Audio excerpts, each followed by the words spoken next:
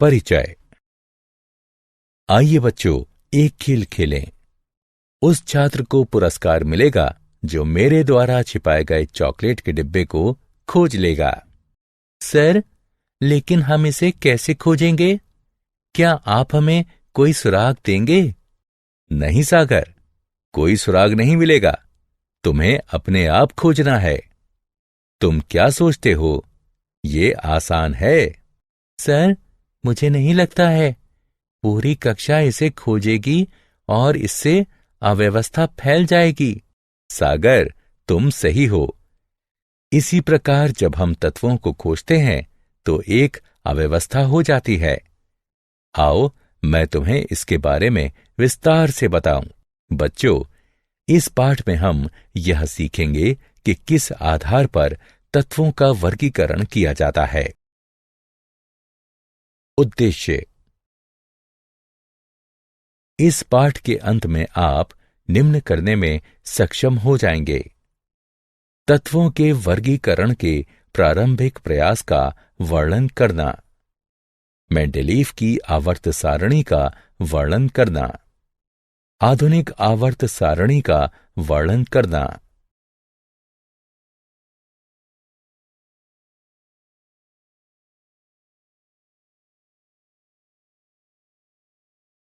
तत्वों के वर्गीकरण के प्रारंभिक प्रयास। आरंभिक काल में वैज्ञानिक तत्वों को पूर्णतः धातु या अधातु होने के आधार पर वर्गीकृत करते थे। इस वर्गीकरण की अपनी सीमाएं थीं। सभी तत्व केवल दो वर्गों में विभाजित थे। इस कारण धातुओं का समूह बहुत विशाल हो गया। कुछ तत्वों में धातु और अधातु दोनों के गुण थे। उन्हें किसी भी वर्ग में नहीं रखा जा सकता था।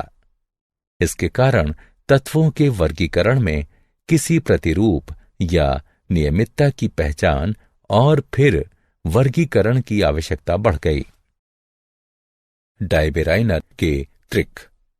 सन 1817 में जर्मन रसायनज्ञ वुल्फगॉन्ग डायबेराइनर ने समान गुणधर्मों वाले तत्वों को समूहों में व्यवस्थित करने का प्रयास किया।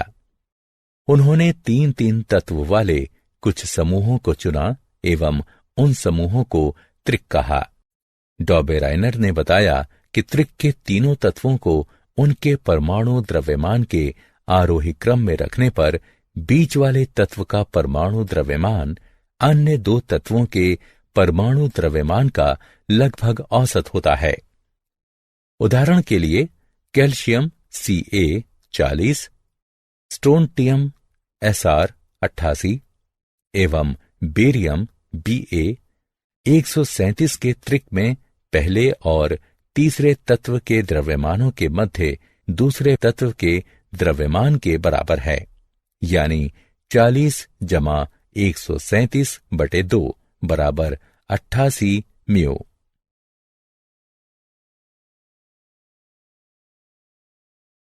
क्या आप जानते हैं? जर्मन लेखक गोइथे डायबेराइनर के दोस्त थे।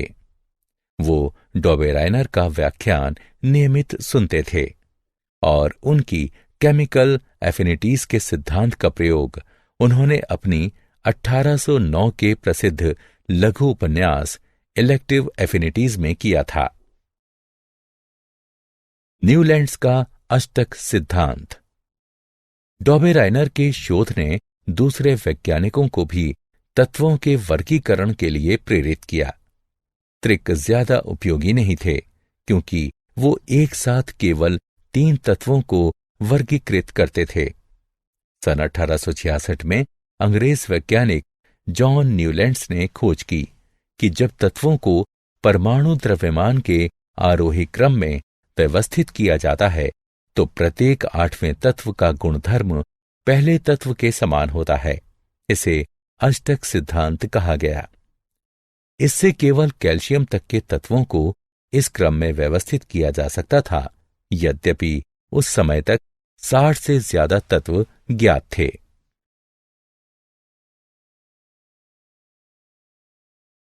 क्या आप जानते हैं, दूसरे वैज्ञानिकों की तरह ही न्यूलैंड्स भी समान भार और परमाणु भार का प्रयोग करते समय अर्थ विभेद नहीं करते थे और 1863 में अपने शोध पत्र में उन्होंने अपने पूर्वजों द्वारा प्रयोग किए गए मान का ही प्रयोग किया।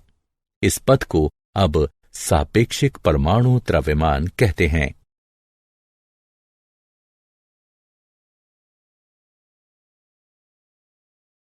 मेंडेलीव की आवर्त सारणी।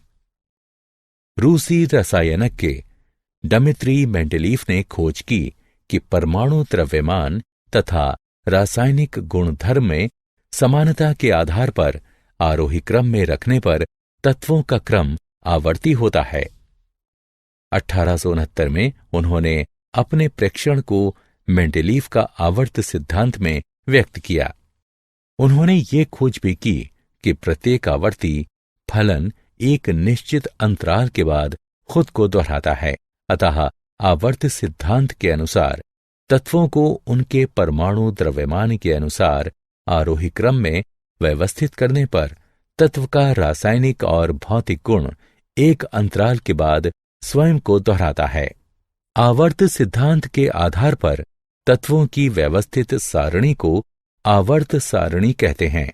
मेंडेलीव ने सभी तत्वों को उनके द्रव्यमान के आधार पर आरोही क्रम में एक क्षैतिज पंक्ति में व्यवस्थित कर दिया, जब तक कि उन्हें ऐसा तत्व नहीं मिल गया जिसका गुणधर्म पहले तत्व जैसा था। उन्होंने इस तत्व को पहले तत्व के नीचे लिखा और इस तरह तत्वों की दूसरी पंक्ति प्रारंभ की। इस तरह वो सभी ज्ञात तत्वों को उनके गुणधर्म के आधार पर वर्गीकृत करने में सफल रहे। परिणामतः वे पहली आवर्त सारणी बनाने में सफल रहे। मेंडेलीव की आवर्त सारणी की विशेषताएं। मेंडेलीव की आवर्त सारणी की निम्नलिखित विशेषताएं हैं। आवर्त सारणी में व्यक्त क्षैतिज पंक्तियों को आवर्त कहते हैं। आवर्त सारणी में 1 से लेकर 7 तक कुल 7 आवर्त थे। किसी आवर्त विशेष के तत्व के गुण बाएं से दाएं ओर एक नियमित प्रकार प्रदर्शित करते थे। ऊर्ध्व स्तंभों को समूह कहते हैं। इन समूहों की संख्या 9 है और ये 1 से 8 तक तथा 0 के रूप में अंकित हैं। समूह 1 से 7 तक पुनः 2 उप समूहों ए और बी में विभाजित है। समूह 0 और 8 का कोई उप समूह नहीं होता है। किसी समूह विशेष के सभी तत्वों का रासायनिक गुणधर्म समान होता है। वे अपनी भौतिक गुणधर्म और रासायनिक अभिक्रियाओं में एक खास प्रकार प्रदर्शित करते हैं।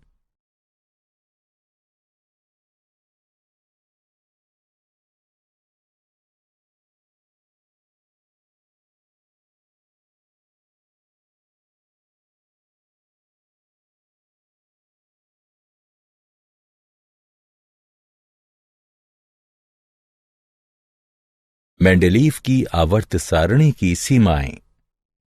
मेंडेलीव की आवर्त सारणी की कुछ सीमाएं थीं, जो नीचे दी गई हैं।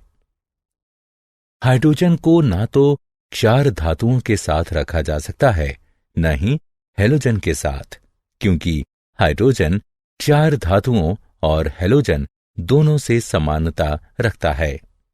एक ही तत्व के विभिन्न समस्थानिकों का परमाणु द्रव्यमान भिन्न भिन्न होता है। इसे ध्यान में रखने की जरूरत है और प्रत्येक को आवर्त सारणी में भिन्न स्थान देना चाहिए। हालांकि रासायनिक रूप से समान होने के कारण उन्हें एक ही स्थान दिया जाना था। कुछ स्थानों पर अधिक परमाणु द्रव्यमान वाले तत्वों को कम परमाणु द्रव्यमान वाले तत्वों से पहले रखा गया है, जैसे कि ऑर्गन 39.91 को पोटेशियम 39.1 से पहले रखा गया है।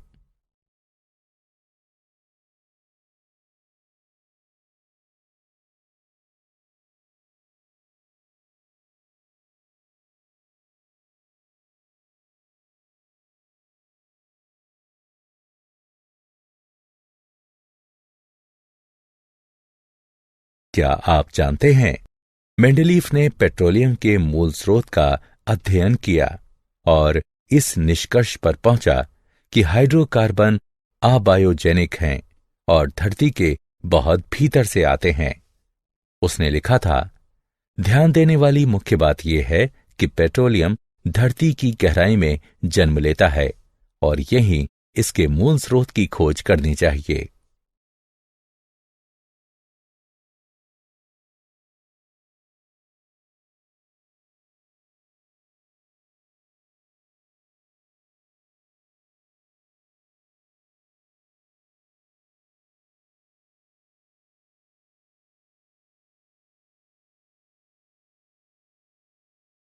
आधुनिक आवर्त सारणी।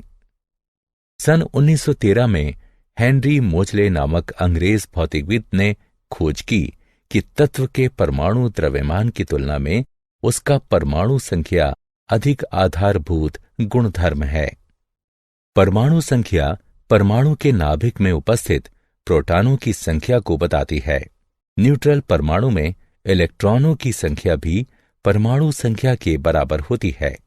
इससे आवर्त सारणी में परिवर्तन हुआ। आधुनिक आवर्त सिद्धांत के अनुसार तत्वों के रासायनिक और भौतिक गुणधर्म उनकी परमाणु संख्या के आवर्त फलन होते हैं। आधुनिक आवर्त सारणी में तत्वों का स्थान।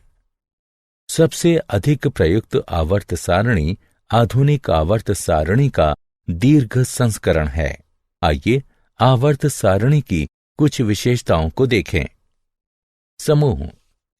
आवर्त सारणी में 18 स्तंभ हैं। इन स्तंभों को समूह कहते हैं। समूहों के सबसे बाएं तरफ तत्व क्षार तत्व हैं और सबसे दाएं तरफ नोबल गैसें हैं। समूह के सभी तत्वों का इलेक्ट्रॉनिक विन्यास समान होता है और संयोजकता इलेक्ट्रॉनों की संख्या भी समान होती है। आवर्त। आवर्त सारणी की 7 पंक्तियां आवर्त कहलाती हैं। प्रत्येक आवर्त में एक नया कोश भरा जाता है। आवर्त संख्या उस कोश की भी संख्या होती है जिसका भरा जाना शुरू हुआ है।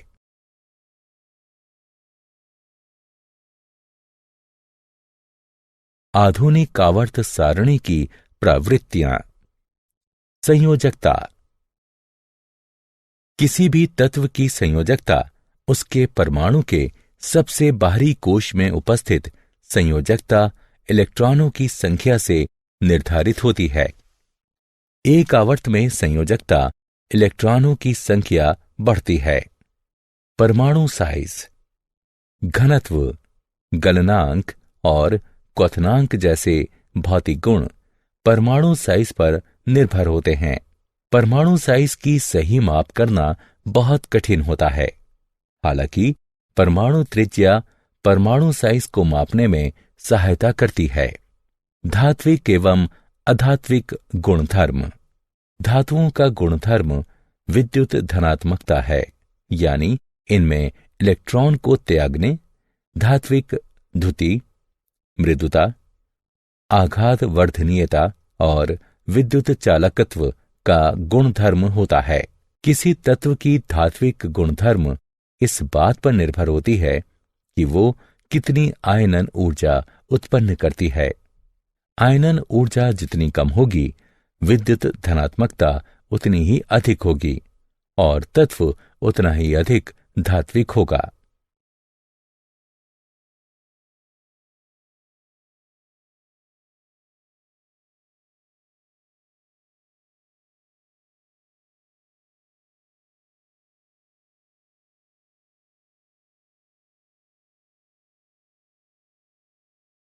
सारांश।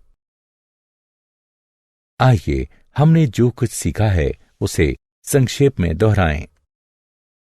वैज्ञानिक तत्वों को धातु एवं अधातु के आधार पर वर्गीकृत करते थे। डॉबेराइनर ने समान गुणधर्म वाले तत्वों की पहचान की और उन्हें त्रिक नामक समूह में वर्गीकृत किया। न्यूलैंड्स ने तत्वों को बढ़ते परमाणु द्रव्यमान के क्रम में वर्गीकृत किया। इसे अष्टक का सिद्धांत कहते हैं। मेंडलीफ ने आवर्त सारणी का निर्माण किया और तत्वों को उनके परमाणु द्रव्यमान के आधार पर व्यवस्थित किया। मोजले ने आधुनिक आवर्त सारणी का निर्माण किया, जिसमें तत्वों का वर्गीकरण उनके परमाणु संख्या के आधार पर किया गया था।